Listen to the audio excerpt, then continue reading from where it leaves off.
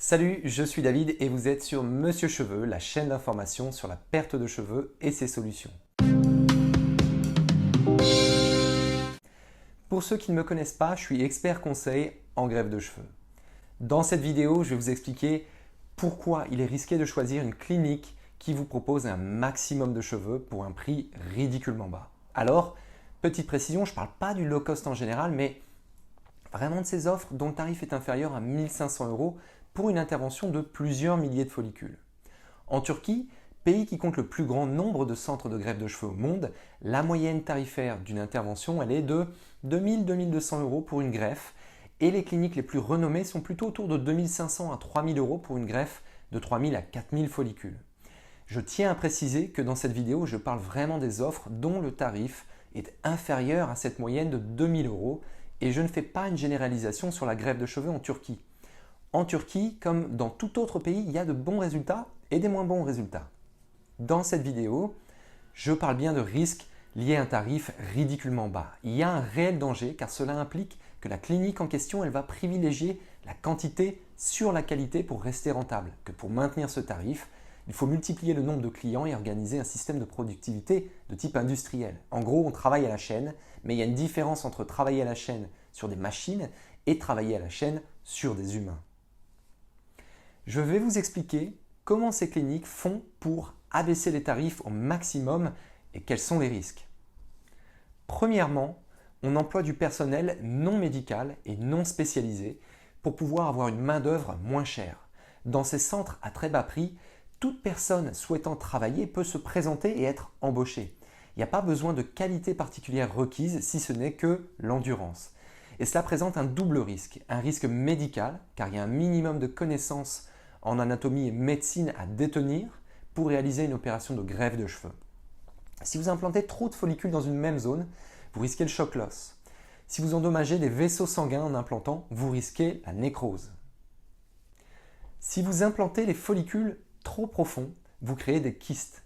Si vous ne respectez pas les doses d'anesthésie, vous pouvez tuer votre patient. Il y a également un véritable risque du point de vue esthétique. Les cheveux ont naturellement un sens et une orientation. Si les personnes qui font le travail manquent de sensibilité artistique ou de métier, le résultat esthétique peut être catastrophique avec une ligne frontale qui va être trop basse, complètement plate, avec des cheveux implantés à 90 degrés qui se dressent sur votre tête et sont incoiffables. Deuxièmement, le personnel il est faiblement rémunéré et le travail n'est pas valorisé. Ça a l'air bête comme ça, mais si on ne valorise pas votre travail, qu'on ne vous encourage pas, il est assez rare que vous ayez envie de donner le meilleur de vous-même, de vous impliquer dans ce que vous faites, de progresser. Appliquez ce principe à la greffe de cheveux, qui est une intervention longue, fastidieuse, avec des paramètres humains, la santé et le confort du patient, et vous comprendrez pourquoi le résultat il peut ne pas être au rendez-vous. Troisièmement, on réalise plusieurs interventions par jour pour chaque équipe. En moyenne, dans ces centres, le personnel y travaille 14 heures par jour, au moins 5 à 6 jours par semaine. On commence à 8 heures pour terminer vers 15 heures, puis on reprend vers 15h30 pour terminer vers 22 heures. Il y a donc une fatigue considérable car la greffe de cheveux, c'est un travail fastidieux, répétitif, dans des positions qui occasionnent souvent des crampes et des courbatures. Imaginez que vous êtes le second client et que votre intervention elle se déroule en fin de semaine. Quand on est fatigué, on fait des erreurs. On a moins de vigilance, nos gestes sont moins précis.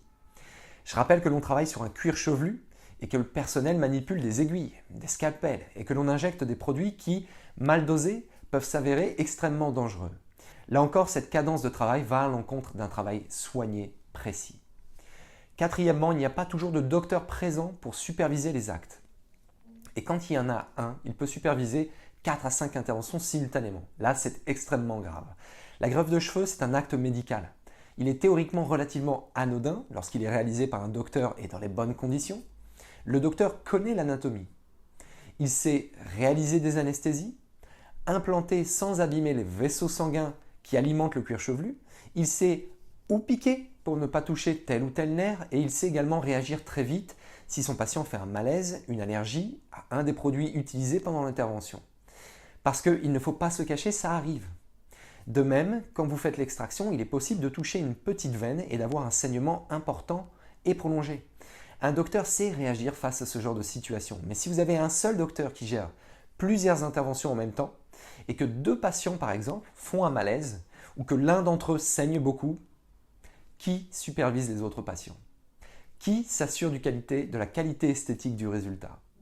Dans ce système, toute intervention, et peu importe le nombre de follicules implantés, ne doit dépasser 7 à 8 heures et elle doit être réalisée sur une journée.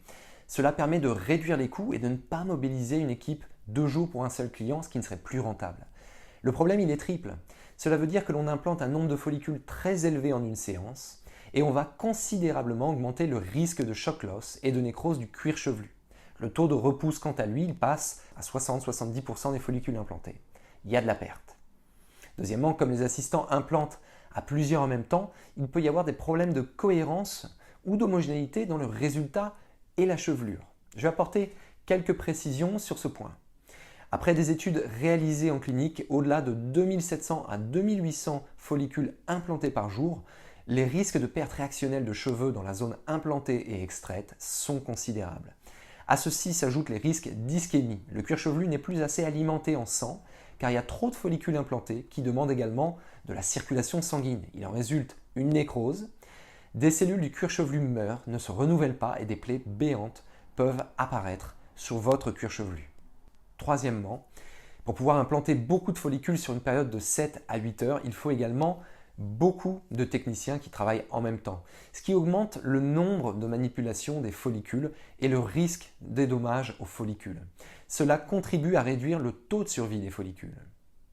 Ce qui veut dire que 30 à 40% des follicules implantés ne se développeront pas et que l'on a de la perte. Ce qui est également une mauvaise gestion de la zone donneuse, qui, je le rappelle, elle est limitée, cette zone donneuse. On adapte la technique, on la simplifie en multiples tâches qui requièrent le moins de savoir-faire. En gros, il s'agit de standardiser et d'industrialiser tout le processus pour créer du travail à la chaîne. En faisant cela, on peut multiplier le nombre d'interventions et se passer d'assistants spécialisés. Toutefois, on peut oublier l'aspect personnalisé de la greffe. En effet, on est tous différents. Chaque visage ou chevelure a ses particularités. Chaque patient a des attentes spécifiques. Mais ce système de standardisation, il ne pourra pas prendre en compte vos demandes spécifiques. Ce qui fait que peu importe le besoin, le nombre de follicules prélevés, il est quasiment toujours le même selon le patient. Cette façon de procéder, elle va à l'encontre du projet personnalisé. En gros, vous achetez le véhicule de base sans les options et la personnalisation. Sauf qu'évidemment, dans le cas de la greffe de cheveux, on parle de votre tête et non pas d'un véhicule. Donc, mon conseil, quand vous choisissez de faire une greffe, c'est de ne pas aller au moins cher. Choisissez un tarif raisonnable. Vous n'êtes pas obligé de faire une intervention à 6 000 – 8 000 euros. Mais entre payer une intervention 1 400 euros et risquer la catastrophe, et payer 2 500 – 3 000 euros pour avoir plus de garantie, le choix mérite réflexion. Parfois, il est préférable d'attendre quelques mois et mettre de l'argent de côté que de se retrouver avec une catastrophe sur la tête qui peut vous coûter le triple en réparation quand on peut réparer. Toutes les semaines, j'ai au moins 1 ou 2 personnes qui m'appellent pour savoir si je peux les aider à améliorer leurs résultats ou trouver une solution à leur greffe ratée. Et dans de nombreux cas, il n'y a rien à faire. Dans 95% des cas, ils avaient payé moins de 1 700 euros. J'espère que cette vidéo vous a plu et si c'est le cas, je vous invite à la liker, à vous abonner à la chaîne et à appuyer sur la cloche pour recevoir des notifications quand mes prochaines vidéos sortent. Allez sur mon site monsieurcheveux.fr pour en savoir un peu plus sur mon parcours et prenez un appel conseil gratuit si vous souhaitez mettre en place un projet de greffe de cheveux et être accompagné dans cette démarche. Moi-même ou un des membres de mon équipe, nous ferons un plaisir de vous répondre et de vous conseiller au mieux pour votre projet de greffe. Je vous dis à très bientôt pour une prochaine vidéo. Tchuss!